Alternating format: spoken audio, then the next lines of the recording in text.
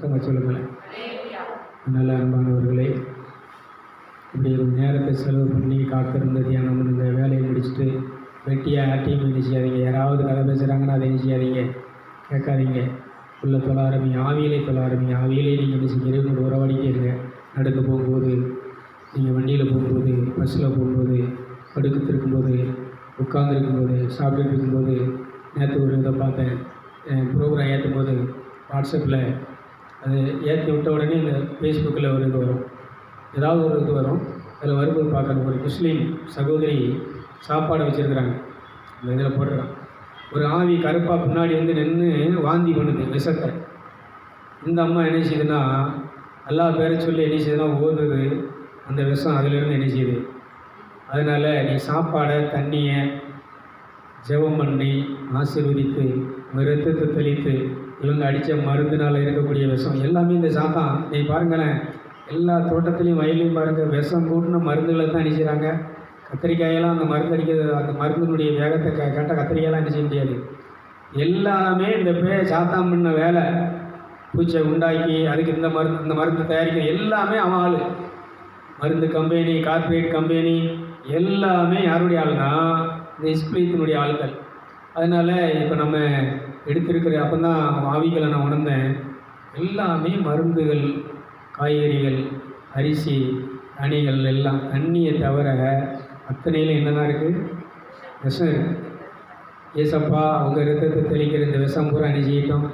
நான் சாப்பிட்ற இந்த ஆகாரம் என் உடலுக்கு ஆகாரம், இந்த உணவாக போகிறது. என் உடலில் நோயை குணமாக்குறதாக, எனக்கு சக்தி கொடுக்கறதாக, எனக்கு பலனை கொடுக்கறதாக, விஷம் இல்லாததாக இந்த சாப்பாடை இப்பொழுது மாறட்டும் என்று சொல்லி நீங்கள் ஆசீர்வதிச்சோம் முன்னீங்கன்னா அந்த சாப்பாடு ஆசீர்வதிக்கப்பட்டு கைதிகளை பார்ப்போம்.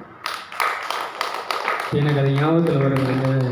பார்த்த உடனே ஒரு ஆவி கருப்பாக பிசாசு கொம்பூஜிக்காக இருக்குன்னா நமக்கு விளக்குவதற்காக அந்த இஸ்லாமிய சகோதரர் ஒருத்தர் என்ன செய்கிறாருன்னா இதை அந்த மெசேஜ் போடுது. ஏன்னா நான் ஆன்மீக ரீதியாக போடுது பார்த்தீங்களா, இந்த ப்ரோக்ராம் ஏற்ற எனக்கு அந்த ஆன்மீக ரீதியாக இருக்கக்கூடிய எல்லாருடைய தொடர்பும் வந்துகிட்டே இருக்கும். நம்ம கத்தோலிக்க சபையில் இருக்கக்கூடிய ஃபாதர்ஸு, இந்த ஆன்மீக ரீதியாக பேசக்கூடிய அவங்களுடைய இது பூரா வந்துகிட்டே இருக்கும். நல்லவங்களுடைய நான் எடுத்துக்கிடுவேன். ஏன் பெர்க்மன்ஸ் ஃபாதர்ஸ் அந்த பாட்டிலே சொல்கிறேன், அருமையான சுவிசேஷத்தை இணைஞ்சிருக்கிறாரு ஃபாதர், இணைஞ்சிருக்கிறாரு ஆவியில் நிரம்பி இணைஞ்சிருக்காரு, பாடியிருக்கிறாரு. இயேசுவே என் தெய்வமே, என்மேல் நான் பாவம் செய்தேன், நான் உண்மை நோக செய்தேன், உண்மை தேடாமல் என்ன செஞ்சிட்டேன். அதான் சுவிசேஷம். முன்மூடி தாங்கி நீர் காயப்பட்டீர், நீர் எனக்காக பலியானீர், ரத்தத்தால் என்னை இணை செய்துவிடும். அதான் சுவிசேஷம். இப்படி நீங்கள் உட்கார்ந்து நீங்கள் யோசித்து தியானம் பண்ணி ஒன்றை செய்யுறதுக்கு முன்னாடி, ஒன்றை சாப்பிட்றதுக்கு முன்னாடி, ஒன்றை வாங்குறதுக்கு முன்னாடி இதில் எவ்வளோ நன்மை இருக்குது, இதில் என்ன தீமை இருக்குது, ஒருத்தங்கிட்ட பழகும்போது என்ன நன்மை இருக்குது, தீமை இருக்குது, ஒருத்தங்கிட்ட பேசும்போது என்ன நன்மை இருக்குது, தீமை இருக்குது, எல்லாத்தையும் அளந்து ஆலோசித்து விசுவாசத்தை நமக்கு தூண்டக்கூடிய, நம்ம ஆவியில் வளரக்கூடிய அளவுக்கு உன்னதங்களுக்குரிய அந்த தொடர்புகளோடு இருக்கக்கூடியவங்களோடு நீங்கள் தொடர்பு வச்சிங்கன்னா ஆவியில் வளருவீங்க. நான் சொன்னல நிறைய பாஸ் மாதிரி நான் குறை சொல்கிறதுக்காக சொல்லலை. அவங்க இந்த பைபிள் காலேஜ் படிச்சுட்டு இவங்க என்னத்தையோ உட்காந்து படித்ததை வச்சுட்டு இவங்க வாட்டில் என்ன செய்வாங்க, இந்த அபிஷேகம் பெறாமல். இன்னொன்று இப்போ என்ன நடக்குது தெரியுமா, ஒரு வருஷத்துக்கு ஒரு மாதத்துக்கு ஒரு நாள் ஒரு கிளாஸ் நான் போய் அட்டன் பண்ண திருநெல்வேலியில். இப்படி ஒரு 12 மாதம் ஒத்த நாள் போயிட்டு வந்துட்டு அதில் நமக்கு வாழும் இருக்காது, தலையும் இருக்காது. எப்படி ஊழியம் பண்ணணும், சபையை எப்படி வளர்க்கணும், மற்றவங்க எப்படி சபையை வளர்ப்பாங்க, இந்தந்த ஏரியாவில் சபைகள் இல்லை, இங்கே சபையை கட்டணும், இப்படி ஒரு இதை விதைச்சி சில இதுகளை பைபிளில் இருந்து சில 1-2 வசனங்களை சொல்லி நமக்கு என்ன செஞ்சுருவாங்கன்னா ஒரு ஆர்டினேஷன் சர்டிஃபிகேட் கொடுத்துருவாங்க. வரம்பு சர்டிஃபிகேட் வாங்கியிருக்கல, அது என்ன பண்ணியிருக்க, சர்டிஃபிகேட்டை வாங்கிட்டு போய் செஞ்சிட்ருக்கான். யாருக்கு ஊழியம் செஞ்சிட்ருக்கான், அம்மாவுக்கு ஊழியம் செஞ்சிட்ருக்கான். கடவுளுக்கு என்ன செய்யலை, ஊழியம் செய்யலை.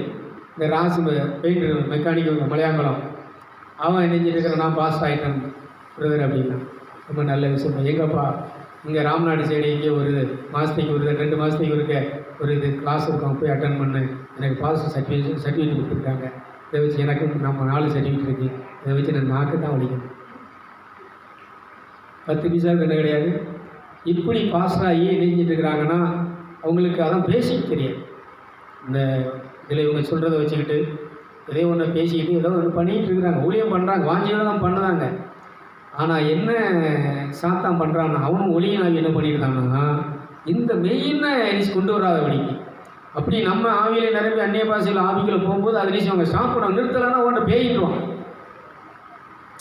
அப்படி குத்துற குத்தி நிறைய இன்னைக்கு என்ன நடக்குன்னா, சபைகளுக்குள்ள ஆவியில் வளர முடியாது. ஏன்னா அவங்கள சொல்லுவது குற்றம் இல்லை. இவங்க என்ன செய்வாங்கன்னா, என்னையே பிரசங்கம் பண்ண கூப்பிடுவாங்க வைங்கலாம், 1 மணி நேரம் தான்.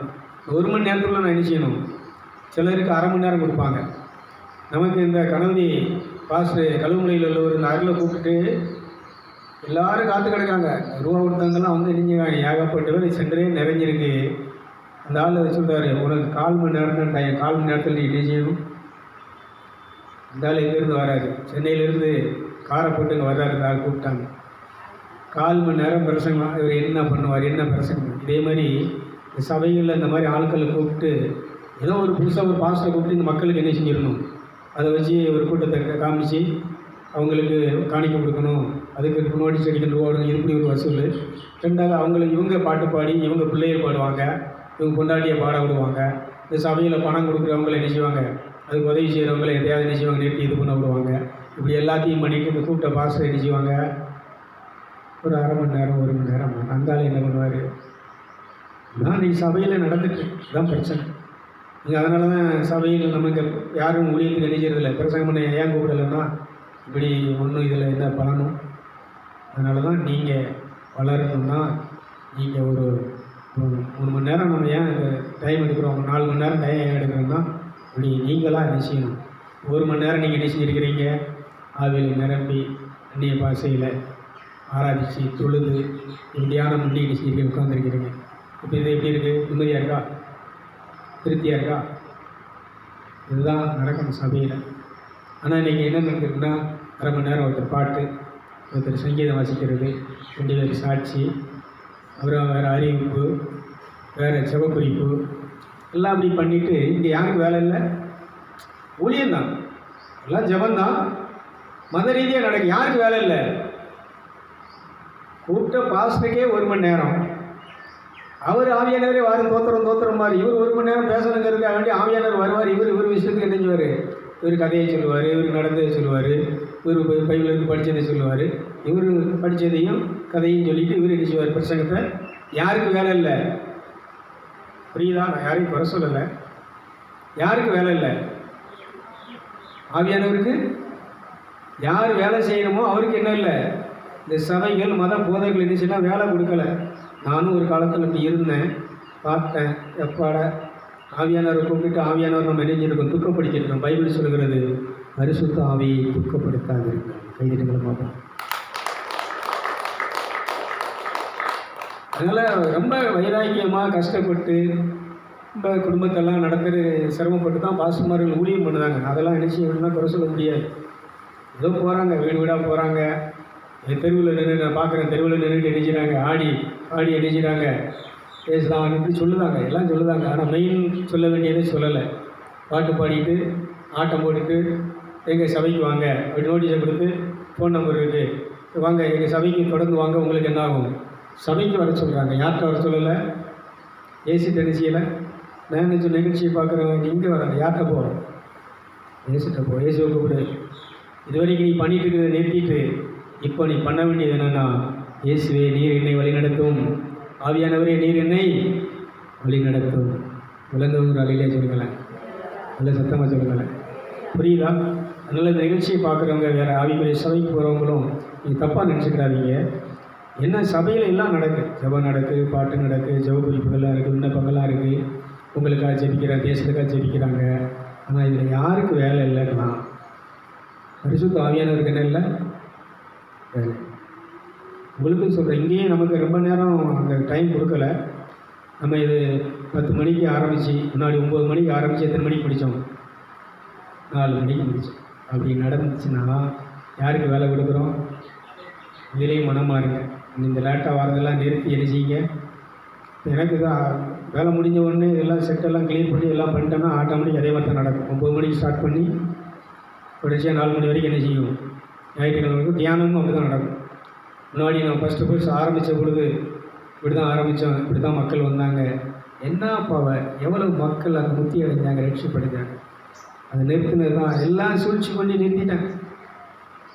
இதுக்கெல்லாம் மெயின் காரணம் என்னென்னா, அந்த பக்கத்தில் இருக்கக்கூடிய லோக்கல் சபைகள். இப்போ நம்ம வந்து ஆட்கள் கூட என்ன சொல்லுவாங்க, பிரதர் நீங்கள் 4 மணி ஆகுது முடிக்கிறது, இங்கே 12 மணிக்கு போனோன்னா 1 மணிக்கு நெஞ்சிடுறாங்க. அதனால் எங்களுக்கு ஆடு மாடை பார்க்குறதுக்கு, வீட்டு வேலையை பார்க்குறதுக்கு எப்படி இருக்குது. இப்போ வீட்டு வேலையை பார்த்துட்டு இப்போ எப்படி கிடக்குறாங்க, கறி பிடிச்சி போய் கிடக்குறாங்க. அவ்வளவு கஷ்டத்தில், தருத்தரத்தில், நோய் கட்டுகளோடு கிடக்குறாங்க, புலம்புறாங்க. வேறு வழியே கிடையாது, மணி அதை அனுப்பிச்சு தான் செய்யணும். அதனால் இந்த மாதிரி கடவுளுக்கு நேரத்தை கடவுளுடைய பாதத்தில் செலவு செய்து நீங்கள் ராஜாக்கள், பிரபுகள், ராஜாத்திகள் என்பதை மறந்து விடாதீர்கள். குரலிலே சொல்லுங்களேன். நீ வேலை பார்க்கக்கூடாது, அவர் வேலை செய்வார். உனக்கு தேவையான அத்தனையும் அவரே கொண்டாந்து என்ன செய்வார். நான் இருக்கிறேன், எனக்கு எல்லாத்தையும் கொண்டாந்து கொடுத்துட்ருக்குறேன். நான் யாருடைய வேலையை செஞ்சுட்ருக்கிறேன், அவருடைய வேலை காத்திருக்கிறேன். அதுதான் உங்களுக்கு சொல்லுங்கள். காத்திருக்க எல்லாம் தன்னால் நடக்கும். இந்த விவசாய வேலையில் நடக்கும், மழை தன்னால் பெய்யுது. அது ஒருத்தர் அன்றைக்கி வேலைக்கு நாங்கள் 2 நாள், ஒரு நாள் விட்டுருக்கோம். நான் சொன்னால் வந்து வந்தாங்க, முடிஞ்சு போச்சு. இந்த வேண்டிய நான் உண்மையிலே நேற்று அந்த கமலை அரைஞ்சி சாப்பிடணும்னு ராசம் மாதிரி மேற்கு போகும்போது வாங்கிட்டு வச்சேன். மறந்தாப்புல வந்துட்டேன் நான். சரி நாளைக்கு பார்த்துட்டு நாளைக்கு வாங்கிக்கிட்டோம்னா என்ன நினைச்சிருந்தா அந்த அக்கா நினைச்சிருக்கேன், அந்த கமலை அரைஞ்சி வாங்கிட்டு பார்த்தேன். சிவப்பு பழம் சாப்பிட்ணும் அப்படின்னு நினச்சி அந்த அம்மா நினைச்சிட்டு வந்திருக்கு. வாழைப்பழம் சோறு கொடுக்கா, நான் விரும்பி சாப்பிட்றது. வெக்கில மக்கள் நினைச்சிட்டு வந்திருக்கு. நான் வரும்போது கொடுக்காங்க. நான் என்ன விரும்புகிறோன்னா நினைக்கிறேன்னா அது போல நினைச்சிட்டு இருக்கு. உங்கள்கிட்ட கொடுக்காய் நான் கேட்டேனா, உங்கள்கிட்ட கொடுக்காக்காய் கேட்டேனான்னு, உங்கள்கிட்ட நான் ஆரஞ்சு கமலா ஆரஞ்சு கேட்டேனா, உங்கள்கிட்ட நான் செவ்வாழை பழம் கேட்டேனாம்மா. இந்த ஏத்தப்பழம் நான் வாங்கிட்டு வந்தேன். ஏத்தப்பழம் கேஸ் அது இந்த மாதிரி ஜீரணாங்க, இந்த மாதிரி உடல்நிலைக்கு என்ன செய்யக்கூடாது. மற்ற இந்த செவ்வாழை நான் இதெல்லாம் அதான் சொல்கிறேன், நினைக்கிறேன் அது வாட்டில் நெஞ்சிட்ருக்கு. நீங்கள் இது என்ன நான் அங்கே கேட்குறேன். நான் தான் இப்போ என் பழக்கத்தை சொல்கிறேன் உங்களுக்கு. இப்போ இது சாப்பிட்டா நல்லா இருக்கும் போல தோணுதுப்பா அப்படிங்கும்போது யார் வழியாவது எப்படியாவது வந்து சேர் இதாக இருக்க வருங்க அம்மாண்டி அது சொல்லுவாள் ஃபோனில் வந்து. நான் என்ன நினைக்கிறேனோ அது எங்கள் பாஸ்டர் நெஞ்சிட்டு கேட்காமலே நெஞ்சிட்டு வந்துடுவார்.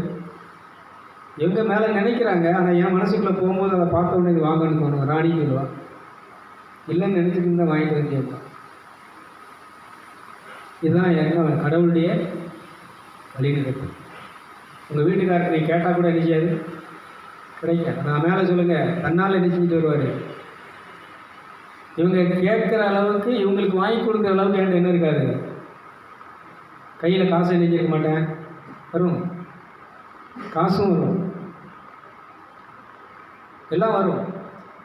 நான் யாருக்கு என்ன உதவி பண்ண நினைக்கிறேனோ அது வரும். சார் அன்னைக்கு சொன்னார், ஒரு 5 ரூபாய் போட நினச்சேன், வந்துச்சு. நான் போட்டு விட்டேன், நேற்று போட்டு விட்டேன். உதவி செய்யணும், எனக்கு உதவி பண்ணுங்க அப்படின்னா மேலே காலுங்க என்ன செய்யும், வரும் வரும். அதனால் இருதயத்தில் இருந்து தேவனோடு பேசி பழகுங்கள். இன்னும் சொல்கிறது ஞானப்பால்ங்கிறது, நான் பைபிள் படிக்கிறேன், 1 மணி நேரம் படித்தேன், 10 அதிகாரம் படித்தேன். இந்த இதில் கூட அந்த பேட்டிக்கு போட்டு அந்த சின்ன பிள்ளைய பைபிள் மனப்பாடம் பண்ண வச்சு என்ன செய்வார்னா போட்டு விடுவார். இது இல்லை. பைபிளை மனப்பாடம் பண்ணி நின்று என் பிள்ளை என்ன செஞ்சிச்சு, இந்த வசனத்தை சங்கீதத்தை மனப்பாடமாக சொல்லிச்சு, இனி பெருமைப்படுகிற வழியா இது இப்படி வளர்ந்துச்சுன்னா அது என்ன செய்யாது. அது என்ன செய்யணும்னா அந்த மாதிரி தியானம் பண்ணி இருதயத்தில் தேவன் பேசுகிற வார்த்தைகளை அதை பேசி அது வாழ்க்கையை கட்டி எழுப்பும் என்று சொன்னால், கற்பாறை மேல் அந்த செய்கிற அந்த குழந்தை கட்டப்பட்டு அது அழிக்க எந்த புயல் வந்தாலும், எந்த சூழ்நிலை வந்தாலும், எந்த பாவங்கள் வந்தாலும் அந்த குழந்தையின் வாழ்க்கையை என்ன செய்ய முடியாது, அழிக்கவோ வீழ்த்தவோ முடியாது. அதனால் பிள்ளைகளுக்கு இப்படி பழக்குங்க, இப்படி தியானம் பண்ணி ஜெபம் பண்ணு. சாமுவேலுக்கு குழந்தையாக இருக்கும்போது ஆண்டவர் என்ன செஞ்சார், கூப்பிட்டு பேசுனது மாதிரி உன்ட்ட பேசுவார்ப்பான்னு யாருக்கு என்ன செய்யுங்க, உங்கள் பிள்ளைகளுக்கு பேரம் பேத்திக்கு என்ன செய்யுங்க, சொல்லிக் கொடுங்க. ஒரு அலையிலே சொல்லுங்களேன். நிற்கல அப்படி என்ன செய்யுங்க, பிள்ளைகளை வளர்த்து பாருங்கள். அந்த பிள்ளைய தேவ சத்தத்தை என்ன செய்யும். நீங்கள் சின்னதுலேயும் விதைங்க, அப்படி விதைச்சி பாருங்கள், அந்த குழந்தைகள் என்ன செய்யும், ஞானமாக வளரும். பிரைஸெல்லாம் பைபிளை படியல, எங்கள் அம்மா என்ன செய்வானா, நீ பைபிளை படித்தா தான் சோறுன்னு என்ன செய்வாலாம், பைபிள் படிக்க வச்சுருக்கா. அப்படி அவங்க சோறு படித்தா தான் அவங்க சோறு கொடுப்பாங்க இருக்காலாம். பைபிள் படிச்சு இன்றைக்கி நிறைய பேர் அப்படி தானே இருக்காங்க. சில சொல்லுவாங்க, பிள்ளைய சாப்பாடு வேணா நீ என்ன செய்யணும், பைபிள் படித்து தான் நீங்கள் அப்படி தானே உண்டுக்கா. அதனால் என்ன கிடைக்காது. அப்படி எனக்கு என்ன தெரிஞ்சிருக்காங்க, பைபிள் படித்தா தான், அப்படி படித்தெல்லாம் நான் என்ன செய்யலை. அதுக்கப்புறம் ஏகப்பட்ட தப்பு தண்டா தான் பண்ணேன். ஆனால் இப்போது நான் பைபிள் படிப்பதல்ல, கடவுள் இருதயத்திலே பேசுகிறார், ஆவியிலே இருதயத்தில் எழுதுகிறார். அந்த நேரம் அந்த பைபிளை எடுத்து நான் படிக்கும்போது அந்த வார்த்தை கடவுள் பேசுகிற வார்த்தையாக மாறுகிறது. கைதுக்கு நான் பார்க்குறோம். இந்த 1 பேதுரு 2 இந்த 2, 3 வசனம் 5 வசனம் உங்களுக்கு சொன்னேன் இல்லையா, இது இதயத்தில் பேசப்பட்டதை எடுத்து நான் என்ன செய்கிறேன்னா அடுத்து பைபிளை புரட்டி வாசித்து பார்க்குறேன். அப்புறம் அதுக்குலேருந்து ஏகப்பட்ட விஷயங்கள் வருது. அதுக்கப்புறம் தான் திருவள்ளிப்பாட்டில் என்ன சொல்லியிருக்கு, இந்த அரசகுல திருத்துவ கூட்டம், இந்த கற்பாறை மேல் கட்டப்பட்டது, இது எல்லாமே அதுக்கப்புறம் என்ன செய்யணும்னா உள்ளே நெஞ்சிட்டு இருக்கு. அது அந்த மாதிரி ஆவியானவர் என்ன செஞ்சுட்டு இருக்கிறாருன்னா இந்த வசனங்களை என்ன செஞ்சுட்டு இருக்கிறாரு. நானும் இந்த பைபிள் இருந்து தான் பேசுகிறேன், ஆனால் முதல்ல பைபிளை படிச்சுட்டு நான் பேசலை. இருதயத்திலே ஆண்டவர் பேசப்பட்ட விஷயங்களை திருப்பி இந்த பைபிளை திறந்து பார்த்துட்டு உங்கள்கிட்ட பேசி கொண்டிருக்கிறேன். கைதிட்டங்களை பார்ப்போம். ஏன்னா உங்களுக்கு சிலர் குழப்பம் வரும், என்னடா பைபிள் இது கடவுளுடைய வார்த்தை, பைபிள் தானே உண்மையான வேதம், இவர் இப்படி சொல்லுறாருன்னு நினைக்கலாம். உண்மையான வேதம் தான், சத்திய வேதம் தான், கடவுளுடைய வார்த்தை தான். ஆனால் யாருக்கு சொல்லப்பட்டது? நமக்கு முன்னால் வாழ்ந்த தெய்வ மனிதர்களுக்கு, சாட்சியாருக்கு, இங்கே பவுலுக்கு, யோவானுக்கு, மத்தேயுக்கு, மார்க்குக்கு, அப்போஸ்தலனாகிய பவுலுக்கு ஆண்டவர் சொல்லப்பட்ட விஷயங்களை நிறுவங்களாக எழுதியிருக்கிறார்கள். ஒரு கைதிட்டுங்களா அவங்களுக்கு? இதே மாதிரி நிறுவங்களை நீங்களும் நானும் எழுதணும். இதே மாதிரி நிறுவங்களாக நம்ம என்ன செய்யணும்? மாறணும். பைபிளே சொல்லுது, நீங்கள் தான் தேவனுடைய நிருபம். எந்த அதிகாரம் வசனம் எனக்கு ஞாபகம் இல்லை, படிச்சிருக்கிறேன். நீங்கள் தான் தேவனுடைய நிருபமாக இருக்கா இல்லையா? வாயத்தன்னு சொல்லுங்களேன். இருக்கு. இந்த ஒரு மனம் திரும்பினவன், ஒரு ஆன்மா, ஒரு ரட்சிக்கப்பட்டவன்னா நீ இந்த வார்த்தை என்ன சொல்லுது, இதன்படி தான் வாழணும்.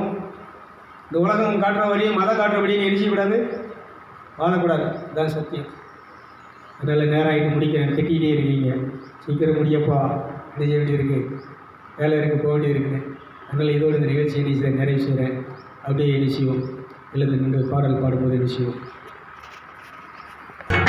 இயேசுவே என் தெய்வமே, என் மேல் மனம் இறங்கும். முள்முடி தாங்கி ஐயா காயப்பட்டீர், முள்முடி தாங்கி ஐயா காயப்பட்டீர். நீர் எனக்காக பலியானி, நீர் எனக்காக பலியானி. இரத்தத்தால் கழுவிவிடும், இரத்தத்தால் கழுவிவிடும். இயேசுவே என் தெய்வமே, என் மேல் மனம் இறங்கும். இயேசுவே என் தெய்வமே, என் மேல் மனம் இறங்கும். உம்மை மறுதலித்தே பின் வாங்கி போனேன், உம்மை மறுதலித்தே பின் வாங்கி போனேன். உம் வல்லமை இழந்தேனையா, உம் வல்லமை இழந்தேனையா. என்னை மன்னியும் தெய்வமே, இந்த ஒரு விசை மன்னியுமே. இயேசுவே என் தெய்வமே, என் மேல் மனம் இறங்கும். இயேசுவே என் தெய்வமே. இந்த தேவசாயில் நிகழ்ச்சியை பார்ப்பவர்கள் மேல் மனம் இறங்கும். எங்களை நேசிக்கிற அன்பின் பரிசுத்த பிதாவின் நல்ல தகப்பனே, இந்த நிகழ்ச்சியை பார்க்கிற பிள்ளைகளையும் ஆராதனைக்கு வந்திருக்கிற பிள்ளைகளையும் கருத்தில் படைக்கிறேன். அப்பா, வாளாகல்ல தலையாக இருப்பார்களா, கீழாகல்ல மேலாக இருப்பார்களா, கடன் வாங்குகிறவர் கடன் கொடுக்கிறவர்களாக ஆண்டவரே, உம்முடைய வரங்களாலும் உம்முடைய கனிகளாலும் உம்முடைய பரிசுத்தாலும் பரிசுத்த கிரீடத்தாலும் முத்துக்கள் நிறைஞ்ச கிரீடங்களாலும் நிரப்பப்பட்டவர்களாக அலங்கரிக்கப்பட்டவர்களாக ஒரு பிள்ளைகள் வாழட்டும் என்று சொல்லி குமாரன் இயேசுவின் நாமத்திலே ஆசீர்வதிக்கிறேன். இந்த 1 பேதுரு 2 5 அரசர்களால் ராஜாக்களால் உம்முடைய இயேசுவாகிய அந்த கண்மலை மேல் கட்டப்பட்ட மாளிகைகளாக உம்மீது விசுவாசம் கண்களை பதிய வைத்து உம்மீது விசுவாசம் உள்ளவர்களாக அந்த பிள்ளைகள் வாழட்டும் அப்பா. மனிதர் மீது கண்களை பதிய வைக்காது, இந்த உலகத்தின் மீது உலகம் காட்டுகிற வழியின் மீது கண்களை பதிய வைக்காது செல்லாது. உம்முடைய வார்த்தையின் மீது கண்களை பதிய வைத்து இயேசுவே உம்மீது கண்களை பதிய வைத்து இவர் இந்த பூமியிலே பிசாசின் மீது வெற்றி கொள்ளும், உலகத்தின் மீது வெற்றி கொள்வார்களாக. இந்த மாம்சத்தின் மீது வெற்றி கொள்ளும்படியாக நான் ஆசீர்வதிக்கிறேன். உம்முடைய பலத்தை சீடர்களுக்கு கொடுத்து வானத்தில் பூமியில் எனக்கு அதிகாரம் இருக்கிறது, என் அதிகாரத்தை உங்களுக்கு தருகிறேன் என்று சொன்னேன். அந்த அதிகாரத்தை இப்பொழுது நிகழ்ச்சியை பார்க்கிற பிள்ளைகள் வந்திருக்கிற ஆராதனைக்கு வந்து அத்தனை வரும் உடைய அதிகாரத்தை பெற்று வாழட்டும் என்று சொல்லி வாழ்த்தி ஆசீர்வதிக்கிறேன். எல்லா மகிமையுமே செலுத்துகிறேன். இயேசு நாமத்தில் ஜெபிக்கிற நல்ல பிதாவே, என் ஆத்மாவே கர்த்தரை ஸ்தோத்திரி, என் முழுவதுமே பரிசுத்த நாமத்தை ஸ்தோத்திரி, என் ஆத்மாவே கர்த்தரை ஸ்தோத்திரி, அவர் செய்த சகல வாரங்களை மறவாதே. பிதாவாகிய தேவனுடைய அன்பு, குமாரனா இயேசு கிறிஸ்துவினுடைய அருள் கிருபை, பரிசுத்த ஆவியானுடைய ஆலோசனை வழி நடக்கலும் நம் அனைவரோடு இருப்பதாக. இல்லையா இல்லையா இதே உட்காருங்க, இதே மாதிரி ஜெபம் பண்ணுங்க, இதே மாதிரி தேவன்கிட்ட கேளுங்க. இன்னொரு விஷயத்தை நான் சொல்கிறேன். எனக்கு இந்த சுரக்காய், இந்த உப்பு நோய் குறையிறதுக்கு சுரக்காய், இந்த கோவங்காய் சாப்பிட்டா அது இந்த உப்பு கரைஞ்சி என்ன செஞ்சிடும். ஒரு வைத்தியர், நாட்டு வைத்தியர் தான் சொல்கிறாரு, டயலிசிஸ் பண்ணணும், உப்பு அவ்வளவு படிஞ்சிருக்கு அப்படின்னு டாக்டர் இது பண்ணி மாத்திரை கொடுத்துருக்காரு. இவர்கிட்ட கேட்டிருக்கிறாங்க, ஐயா உப்பு நோய் ஆகிடுச்சி, இதுக்கு நான் என்ன பண்ணணும், இதுக்கு என்ன மருந்து, நம்ம நாட்டு மருந்துன்னு கேட்கும்போது, ஒன்றும் வேண்டாடா, சுரக்காயை மட்டும் நினச்சி 1 வாரம் அந்த சுரக்காயை அப்படியே குழம்பு போய் சாப்பிட்டு கம்ப்ளீட்டாக என்ன செஞ்சுட்டு அந்த இது இல்லாமல் குணமாகிருக்கு. அந்த இதை தம்பி போட்டு விட்டுருந்தான். சுரக்காய் சரி வாங்க, நமக்கு போகிறதுக்கு எனக்கு முடியாது, இவங்க யாரும் நினைச்ச மாட்டாங்க நினச்சி இந்த குருவமாக அணிச்சு தொடர்ந்து கொண்டாந்து அண்ணாச்சி கொண்டாந்து சுரக்காய் இன்றைக்கி எல்லாமே அணிஞ்சிட்டு வந்திருக்கு. இப்போ நான் 1 வாரமாக இணைஞ்சிட்டு இருக்கிறேன்னா, அதாவது நான் என்ன தேவையோ என்ன நினைக்கிறேனோ ஆண்டவர் என்ன செஞ்சுட்டு இருக்கிறாரு. அவர் வேறு நினச்சிட்டையும் கேட்டது கிடையாது, கொண்டு வந்துடுவார். சுரக்காய் அந்த குழம்பு சாப்பிடுங்க. அவர் இந்த குருவமாக இந்த பக்கத்து கிணறு கோயிலுக்கு வரும், அதுவும் நினைச்சிட்டு வரும். இதெல்லாம் தெரியாது, ஆனால் கொண்டாந்து கொடுத்து இன்றைக்கி இந்த இல்லாமல் ஒரு சுரக்காய் கொண்டு வந்து ஒரு பிச்சைக்காய். நான் ஏன் சொல்கிறேன்னா, நீங்கள் ஆண்டவரை நம்பி சார்ந்து அவர் மேலே கண்ணை பதிய வைக்கும்போது நீ என்ன சாப்பிடணும், உனக்கு என்ன கொடுக்கணும், உன்னை நீ என்ன இது பண்ணணுங்கிற எல்லாத்தையுமே யார் கொண்டாந்து கொடுப்பானா, அந்த தெய்வம் கொண்டாந்து கொடுக்குறார். ஒரு அல்லையா சொல்லுங்களேன். யோசித்து பார்க்குறேன். ஏன்னா இப்போ நான் மார்க்கெட்டுக்கு என்னால் என்ன செய்ய வண்டி என்ன செய்ய முடியாது. இப்போ நான் படுத்து வீட்டை விட்டு என்ன செய்யலை, சர்ச்சை விட்டு எங்கேயும் என்ன செய்யலை, போக முடியலை. இவங்க யாரும் என்ன செய்ய மாட்டாங்க, போக மாட்டாங்க. சிஸ்டர் போனால் அது நெஞ்சிருக்கும் பாவம். அதனால் அவளையும் நான் எங்கேயும் யாரையும் போக விடலை. ஆனால் வேண்டி அதான் சொல்கிறேன், ஆப்பிளிலிருந்து, ஆரஞ்சிலிருந்து, வாழைப்பழத்திலிருந்து, சுரக்காயிலிருந்து, இந்த பக்கத்து கண்டுக்காரர் நினைச்சிட்டு வராரு. அவர் இந்த கோவக்காய் நினைச்சிட்டு வராரு. அது கோவக்காய், நெல்லிக்காய், இந்த அக்கா நெல்லிக்காயை கொண்டு வந்தான், நீ வெள்ளிக்காயை கொண்டு வந்துருக்கான். இந்த அம்மா சில நேரம் இந்த கொய்யாக்காய் சாப்பிட்டா அது அந்த அம்மா செல்வி அம்மா நினைச்சி தோட்டத்துலேருந்து வரும்போது கொண்டாந்து நினைச்சிட்டு போவோம். இந்த வெள்ளையில இந்த கொய்யாக்காய். நான் ஏன் சொல்கிறேன்னா, என்ன தேவையோ என்ன நினைக்கிறோம் அத்தனையும் நடந்துகிட்டே இருக்கும். இதாங்க